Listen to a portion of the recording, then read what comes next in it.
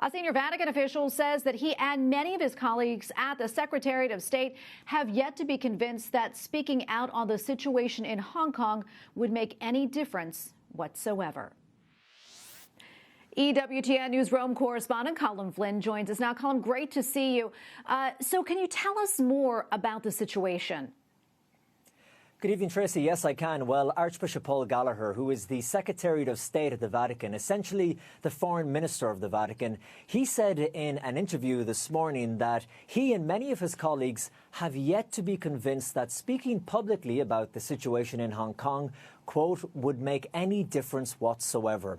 At a press conference today, when he was asked why the Vatican was speaking out against the civil unrest, for example, in Lebanon, but not in Hong Kong, he replied that the Secretariat of State did not see that it could make a positive contribution in Hong Kong. He said, quote, obviously Hong Kong is the object of concern for us. Lebanon is a place where we perceive that we can make a positive contribution. We do not perceive that in Hong Kong, end quote. He went on to say that obviously they are concerned about the situation and that there are a lot of words which they could say that would be appreciated by the international press and in other parts of the world, but felt it wouldn't make a real difference to the people of Hong Kong. Colm, I'm wondering, has there been mounting pressure on the Vatican to make a statement about, what is happening in Hong Kong? Yeah, there really has. Human rights activists have urged the Vatican to publicly express its concerns about the actions of the Chinese Communist Party, both in mainland China and in Hong Kong.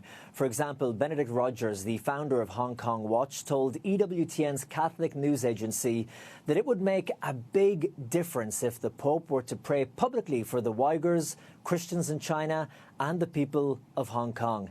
He pointed out that the current Pope is particularly outspoken on issues of persecution, injustice and conflict in places all over the world, and said that it was really puzzling why there's this almost complete silence on everything to do with China. But of course, Tracy, you have to remember that the Vatican is walking a tightrope when it comes to China. Last year, they re-signed a very controversial agreement on the selection and election of Catholic bishops in the country.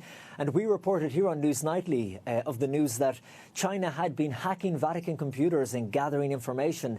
So it would seem like the Vatican is deliberately deciding to remain silent on the issue of human rights in China so as not to damage the diplomatic ties that they have been so slowly building over the years.